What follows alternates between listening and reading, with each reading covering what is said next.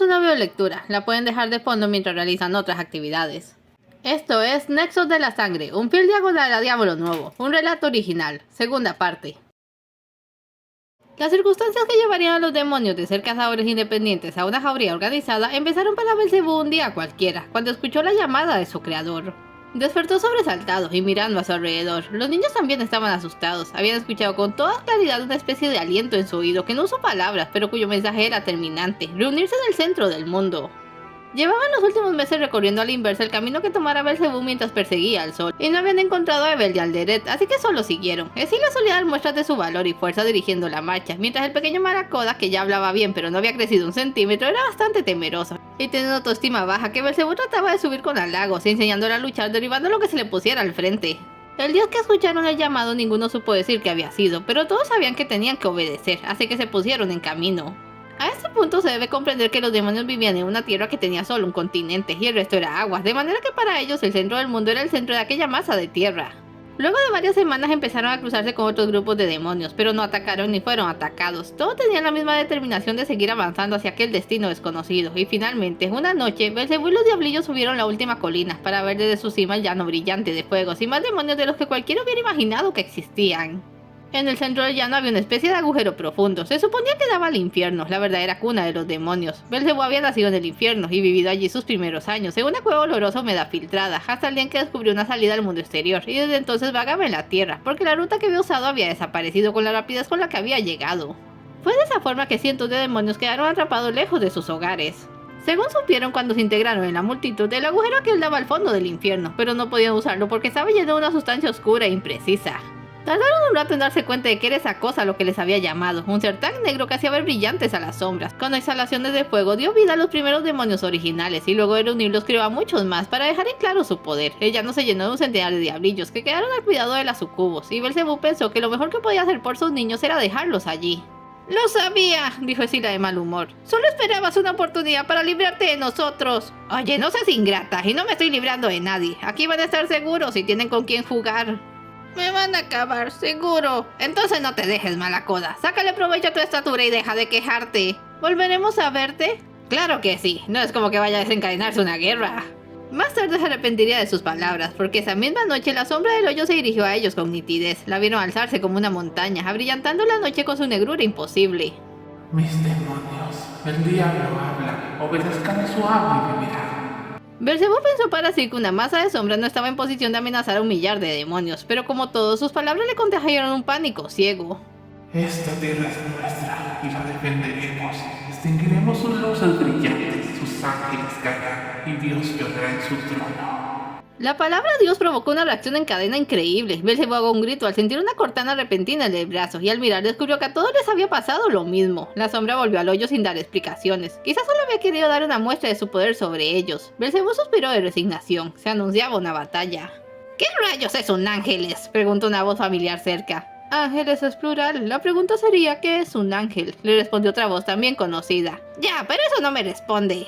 «Alderet, Evel, vaya, pero si es el demonio trotamundos, ¿encontraste lo que buscabas?» «Sí, señor, el sol se mete bajo el agua». Alderet le dirigió de nuevo esa mirada de extrañeza. «Se mete en el agua y punto». «Bueno, se mete en el agua, no vamos a discutir en momentos así». «Oye, viejo», se acercó Evel, ¿tú sabrás qué cosa es un ángel?» «No, pero suena adorable». «En eso pensaba yo», agregó Alderet, «y sin embargo, algo serio debe ser para meditar esta reunión multitudinaria». «Sigues hablando raro». «Tengo hambre», dijo Evel. «Si todos estamos aquí para hacer algo juntos, ¿no nos podemos comer a nadie?» La duda de Evel se resolvió prontamente, pues el primer demonio que hizo el intento de matar a un congénere fue engullido por la sombra llamada Diablo, y ya nadie se atrevió. Aguantaron a base de barro y agua sulfurosa, el hambre los atosigaba exacerbando los ánimos, y en la mente de todos ellos se perfiló una meta. Fuera lo que fueran los ángeles, iban a darse un festín con ellos apenas llegaran. Acabaron por odiarlos sin conocerlos, ellos les habían puesto en esa situación, y ellos pagarían el precio. Unas semanas después llegó la paloma. Quienes miraban de continuo el cielo pensando que quizás sus enemigos se anunciaran con luces se quedaron pasmados al ver una mancha blanca, color que desconocían, sobrevolando el campamento. La diminuta ave dio algunas vueltas como para asegurarse de captar todas las miradas, y luego descendió en medio de los demonios. 2 millares de ojos le vieron caminar graciosamente hasta el agujero en medio de un silencio aplastante. ¿Eso es un ángel?, se atrevió a preguntar Evel, y luego todos empezaron a hacer preguntas. ¿Nos lo comemos? Pero nomás es uno, no va a alcanzar. Alcanzará para quien lo cache primero. Luego vienen más, ¿no? Belcebú se encogió donde estaba, con la certeza de que en cualquier segundo la multitud se arrojaría sobre la pobre criaturilla, cuando este hizo un ruido gracioso, que restauró mágicamente el silencio. «Señor Diablo», llamó con una vocecita que sacó sonrisas del público. «Soy la Paloma de la Paz. Traigo un mensaje de nuestro Señor». Tu señor. «Por supuesto», aceptó la paloma condescendiente. «Manda a decir el Altísimo que tiene grandes planes para este planeta, así que deben desalojar en las próximas 72 horas. Dice que no se preocupen, que si lo que les gusta es la violencia, ya les dejo listo un mundo nuevo con todo lo que necesiten para que se vayan a instalar. ¿Lo ha comprendido usted?» La respuesta no se hizo esperar. Del agujero salió una cabeza de reptil enorme, seguida de un cuello largo y un cuerpo gigantesco con patas grandes, alas inmensas y cola larga, toda ella hecha de fuego que al salir al aire se materializó en un dragón negro que rugió y sin más aviso se zampó a la paloma de un bocado. Los demonios que habían entendido la parafada del ave victoriaron que la callaran. A Belcebú se le hizo un nudo en la garganta. «¡Ah, palomita!», musitó apenado. «Tan bonito que hablaba», le segundó al Deret, «pero nos estaba echando, ella se lo buscó». «¿Y ahora qué va a pasar?», preguntó Ebel. «Matamos al mensajero de la paz. Es claro, esto significa guerra». Miguel había adquirido el hábito de acercarse a la ventana 2 o 3 veces al día, no para mirar, sino para asegurarse de que su hermana no lo hiciera. Cada vez que la pescaba la mandaba para otra parte sin más regaño, pero ese día se acercó justo cuando una paloma se metió a la ventana y la atravesó. Miguel no había supuesto hasta entonces que la ventana podía atravesarse, y no resistió a observar qué ocurría. Lo vio y lo escuchó todo, los demonios sabían de ellos, la paloma solicitaba la tierra en nombre de Dios, y luego una criatura monstruosa que solo había visto en libros se la tragaba al mismo tiempo que en el cielo resonaban las campanas de alerta. Sabiendo lo que significaba, Miguel buscó una lona y tapó la ventana, decidiendo que no permitiría a su hermana saber que podía usarse para ir a la tierra. Luego salió corriendo al palacio para llegar a tiempo. Las puertas se abrieron y Dios lo llamó por su nombre a él, a Rafael, a Uriel, a Gabriel y finalmente a Lilith. Hijos míos, el destino les ha alcanzado y pronto enfrentarán más pruebas y desafíos de los que nunca imaginaron. Conocen a nuestros enemigos, a los que sin motivo les destruirían si solo les dan una oportunidad. ¿Los demonios, padre?, preguntó Lilith. «Son fascinantes, ¿por qué debemos combatirlos?» Es lo que debe ser. Se han adueñado de una tierra que no les pertenece y por el bien de muchas vidas futuras tenemos que enfrentarlos. Frente a ellos aparecieron 5 chispas blancas. Me duele del alma enviar a mis hijos amados a la guerra, pero así ha de ser. Tomen cada uno un milagro divino. Así lo hicieron. Al tomar las chispas sus ropas cambiaron por uniformes y cada quien ganó un arma. Miguel se vio vestido de rojo y empuñando una espada dorada. Luego se fijó en sus hermanos. Rafael iba de azul y tenía un arco, Uriel iba de verde y tenía una lanza, Gabriel estaba de amarillo y llevaba una especie de boomerang gigante. Entonces se fijó en Lilith al final de la fila, aún tenía la chispa en su mano y esta se había vuelto negra. Cuando se transformó vestía de negro y tenía entre las manos una hacha tan grande que casi se va al suelo por no poder levantarla. Humildad, generosidad, castidad, paciencia, templanza, caridad y diligencia. Estas 7 virtudes verán su estandarte y como arcángeles se regirán por ellas. «No se vale, padre, no puedo levantar mi arma, así como pelearé». «Tú no vas a pelear», saltó Miguel, haciéndose cargo. «Te quedarás en la retaguardia, a salvo». «Pero, Miguel, ya dije, vayan a reunir a sus equipos, tenemos que prepararnos». A regañadientes, Lily sujetó su hacha y se fue arrastrándola, dejando una línea de corte en el suelo. Miguel miró a su padre esperando no haber exagerado en su reacción. Bien pensado, no debió hacer salir a todos si él no lo había ordenado. Lo estás haciendo bien, Miguel. Gracias, padre. Debes dejar de sobreproteger a tu hermana. Lily es atrevida, osada, algo dispersa, pero sabe defenderse y tiene más poderes del que puedas imaginar. Solo quiero que esté a salvo. Igual que yo, no temas por el porvenir de Lily, ella cumplirá su destino, de una manera u otra. Miguel se inclinó y abandonó la sala insatisfecho. En ocasiones deseaba que padre se dejara de acertijos y dijera las cosas como eran, que dejara de dar la historia presente y futura por hecho, para así tener la esperanza de lograr algo más, de intentar algo nuevo, pero probablemente habría sido una herejía pedirle eso a Dios. Se organizó a las tropas. Por primera vez el cielo tenía ejército y este tenía generales, los ahora llamados arcángeles, divididos en 5 batallones. Miguel encabezaba las fuerzas de ofensiva, Rafael iba atrás con arqueros, luego seguían Uriel y Gabriel con tropas mixtas y al final, en la última fila, estaban los ángeles negros, los que básicamente limpiarían lo que quedaba. Estos estaban a cargo de Lilith, tuvieron apenas semanas para dedicar a los entrenamientos y de alguna manera combatirles salió natural, como si la capacidad de violencia estuviera oculta en lo profundo de cada uno de ellos, y un día, por la víspera de la batalla... ¡Miguel! ¡Miguel! Lily llamaba desesperada a la puerta de su hermano. ¡Miguel! ¡Ya voy! ¡Ya voy! Abrió la puerta. Casi lo tira al suelo al saltarle encima. Tenía el cabello revuelto. ¿Qué te ocurre? ¡Miguel, no vayas! ¡Te lo suplico, no vayas! ¿Pero qué estás diciendo? ¡Ya lo vi! ¡Al dragón! ¡Es aterrador! ¡Te matará! ¿Fuiste abajo? Le increpó Miguel molesto, pensando que debía ajustar mejor el maldito toldo. Le tomó por los hombros. ¿Es que acaso perdiste el juicio? Pudieron haberte matado a ti. Ella rompió a llorar. No es justo, Miguel. Era la primera vez que su hermana lloraba. No es justo. Tú vas a enfrentarte al peligro y yo no puedo ayudarte. Hermano, tengo tanto miedo. No perderemos. ¿Cómo lo sabes? Yo tengo miedo. No puedo imaginarme que eres sin ti. Te amo, hermano. Y de pronto lo besó. Miguel se quedó paralizado apenas un segundo antes de corresponder. ¿Qué era eso? ¿Qué significaba aquella sensación? ¿Era bueno o malo? De algún modo increíble, eso ya no importaba. Aquello era la legítima perfección, hasta que fuera oyó la llamada de un cuerno.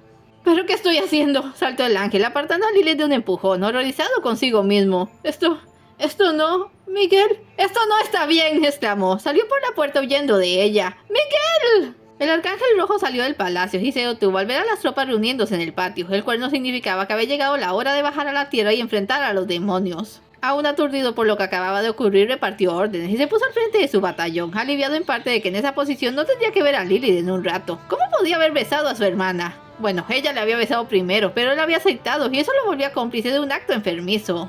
Dios mío, apiádate de nosotros. Miguel, susurró Rafael a su lado. No te pongas a rezar ahora, nos pones nerviosos. ¿Qué? Se dio cuenta de lo fuera del lugar que estaba su oración. Lo siento. Hagamos esto. Se adelantó a las tropas para dirigirles unas últimas palabras. Hermanos, este día dejamos de ser ángeles y nos convertimos en soldados de Dios. Nuestra causa es justa, el destino está de nuestra parte y obtendremos la victoria, no importa quién interponga. No les mentiré, es nuestra primera batalla. Algunos quizás no regresen. Yo mismo tal vez no regrese, pero los que vuelvan lo harán con la mirada en alto, pregonando el valor de sus hermanos caídos y recordando este día para siempre. ¡Ganaremos! Por nuestras vidas, por nuestro Dios y por todo lo sagrado. ¡Nosotros triunfaremos! Con este discurso motivacional, los ángeles se dirigieron a las puertas del cielo, las grandes puertas de oro que siempre habían estado cerradas, no tanto para que nadie entrara, sino para que ellos no se vieran tentados a irse. Se abrieron de par en par, dando paso a los ejércitos divinos. Los ángeles sabían de los demonios y los habían visto. Los demonios solo sabían de su existencia, pero los reconocieron al instante cuando los cielos se abrieron dándoles paso.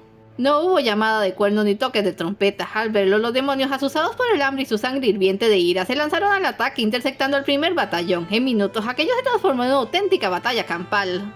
Belcebú vio a los ángeles y le produjeron el mismo sentimiento de alegría mezclado con compasión que había experimentado al ver a la paloma, como si no fueran reales, como si solo fueran un chiste con triste final.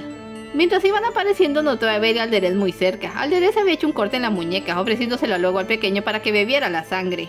Ahora tú, indicó en voz baja. Eber se cortó la muñeca y se la ofreció. ¿Esto funcionará? Con este pacto de sangre compartiremos nuestra fuerza, y si nos separamos sabremos dónde está el otro. Belcebú quiso preguntarle a Alderez de dónde había sacado esa idea, pero ya los demonios se lanzaban a la batalla. Pronto los perdió de vista, se internó en la lucha, y el mundo que conocía se destruyó para siempre. Vio a los demonios y a los ángeles enzarzados en grupos o por separado. Vio a demonios tan enloquecidos por el hambre que se lanzaban directo al cuello sin pensar en las armas que podían recibirlos y trataban de devorar a sus víctimas de una vez solo para caer bajo el filo de las espadas. La llegada de arqueros con proyectiles azules aumentó el nivel de terror. Vio a ángeles que eran heridos, pero con solo sus manos se recuperaban y volvían a la batalla. Lanceros verdes y atacantes de amarillo. Ángeles de negro que no combatían, pero remataban a los que agonizaban. Y en medio de todo él también peleó con saña. Quizás era uno de los pocos que no peleaba por ira, por miedo o por carne, sino por los dos pequeños diablillos que le esperaban y a quienes había jurado cuidar. Estaba obligado a sobrevivir y para eso lucharía, rompería cuellos, trituraría huesos, encendería llamaradas. Sus dedos parecieron partirse de dar tantos golpes cuando fue golpeado por un ataque de fuego, una llama perdida de sus propios compañeros que le hizo caer desde una gran altura, sin tiempo para enderezarse. Dio con la espalda contra el suelo. Lanzó un alarido, aturdido de dolor, se dio cuenta de que no podía levantarse, tenía la columna rota. Sin poder pedir ayuda, solo le quedaba esperar a que alguno de los ángeles de negro viniera a terminar el trabajo. Abrió los ojos y vio que el dragón estaba muy cerca de él, lanzando llamaradas en feroz combate contra 4 ángeles de diferentes colores. Miguel, Rafael, Uriel y Gabriel dejaron en manos de los batallones la batalla principal y se encargaron de lo más peligroso, el temible dragón. Rafael disparó a sus ojos y a pesar de tener una formidable puntería, la bestia acorazada evitó el ataque por centímetros. Uriel y Gabriel golpeaban de cerca y de lejos, pero Miguel se lanzó de lleno con la espada en ristre. Logró dar un tajo en el pecho del animal y este lanzó fuego sobre ellos. Gabriel cayó a tierra con las alas en llamas, pero al momento comenzó a llover, apagándolas. Dios les daba una mano. Uriel fue el siguiente en ser arrojado de un coletazo a una loma y allí se quedó tendido. La distancia mantenía seguro a Rafael cuando la bestia extendió sus alas y el primero que le dio un zarpazo fue a Miguel. Su arma cayó por un lado y él cayó sobre su pecho al lado de un demonio que parecía muerto. Adolorido, trató de levantarse cuando el demonio le sujetó. Oye, Angelito. Miguel se quedó de piedra, no imaginaba que pudieran hablar. ¿Qué vas a hacer?, preguntó el demonio. Por su voz se notaba que estaba agotado y herido. Mis hermanos. Ya veo, no lo lograrás. Tengo que intentarlo. Déjame ir. Escucha, te propongo algo. Ya me harté de esta maldita guerra. Solo quiero irme de aquí y ver el sol otro día. No me importa de dónde salga. Así que escúchame. Sé cómo puedes salvar a tus hermanos. Te escucho. Debemos hacer un pacto. Tu sangre me sanará. La mía te hará fuerte. Se abrió un tajo en el antebrazo con la garra. ¿Es ahora o nunca? Decide. Miguel vio la herida sintiéndose abrumado, beber la sangre de un demonio, corromperse para salvar a sus hermanos. Alzó la mirada justo cuando el dragón atrapó a Rafael con una zarpa y toda la intención de aplastarlo. Eso lo decidió todo. Por mis hermanos, dijo extendiendo su brazo. El demonio le mordió sin contemplaciones y él hizo lo propio, bebiendo la sangre ardiente de la herida. No se detuvo a ver si funcionaba. Al instante sintió que un calor le invadía el cuerpo. Se puso en pie dejando al demonio atrás, recuperó su espada y con un grito de guerra se lanzó contra la bestia que estaba a punto de devorar a Rafael. Su espada se cubrió de flamas, dotado de una fuerza salvaje, cortó de un tajo la cabeza del dragón. ¡Resiste, Rafael! Miguel levantó la zarpa de la bestia y su hermano pudo arrastrarse fuera. Le miró asombrado. ¿Miguel? No hay tiempo para dar explicaciones. Busca a Gabriel y cúralo. Yo voy por Uriel. La batalla se decidió en apenas una hora. El campo de batalla era un lodazal de sangre sembrado de cuerpos. Al ver caer al dragón, la mayoría de los demonios sobrevivientes emprendieron la retirada. Los ángeles les persiguieron cuando la gran sombra del agujero se expandió sobre ellos. Parecía que iba a aplastarlos a todos cuando un relámpago cataclísmico lo golpeó desde los cielos. La sombra se hundió, el agujero se hizo pedazos desde los bordes tapándose de escombros. Diablo había quedado sellado dentro del mundo que se había negado a dejar. La victoria era para los ángeles. Miguel encontró a Uriel levantándose a duras penas y por alguna razón este no dejó que lo tocaran. Vio a los demonios que aún quedaban huir perseguidos por los ángeles negros y se acordó de su hermana, aterrorizado con la idea de haberse olvidado de ella en semejante carnicería. Pero entonces la vio cerca de Rafael, estaba desarmada y tenía el uniforme cubierto de sangre. Lilith, estás herida. ¿Qué? Ah, no, esta no es mi sangre, le tranquilizó, con una sonrisa sagaz. ¿Dónde está tu hacha? La perdí, no podía con ella, así que tomé una espada y me defendí. No pudieron conmigo. Escuché que estuviste increíble, hermano. Claro, increíble, repitió Uriel con sarcasmo. Miguel no entendía por qué estaba tan arisco de pronto. Ganamos, pero aún no terminamos. Hay que reunir a las tropas para... Soltó su espada y cayó de rodillas. El calor que sentía se había descompuesto en un dolor acuciante que le llenaba todo el cuerpo. ¡Miguel!, exclamó Lily sujetándole. ¿Qué tienes? Cayó inconsciente en sus brazos. Rafael se quitó un guante y le tomó la temperatura. Dios santo, está hirviendo en fiebre. Hay que llevarlo a casa. Yo me encargaré de sus tropas, dijo Uriel. De todos, era quien mejor parado había salido. Apresúrense. Belcebú solo esperó a sentir de nuevo las piernas para echar a correr, dispuesto a alejarse lo más que pudiera. Pero entonces vio a Belial a la distancia, rodeado de ángeles. No sabía cómo iba a ayudarlos cuando se tropezó con ella, una hacha de guerra enorme tirada en el suelo. La tomó y la levantó con cierta dificultad, a pesar de que como demonio podía levantar el doble de su peso. Saltó entre los ángeles y barrió con ellos, al tiempo que el dragón caía y todos escapaban. ¡Vámonos de aquí!, les gritó a sus compañeros. Se sintió golpeado por un rayo, se derrumbó sin un quejido, el espíritu arrebatado, y lo último que vio fue a Belial mirándole asustados antes de perderse en un vacío blanco por toda la eternidad. Es todo por hoy, no se vayan sin dejar un like y un comentario, y nos vemos en la siguiente parte.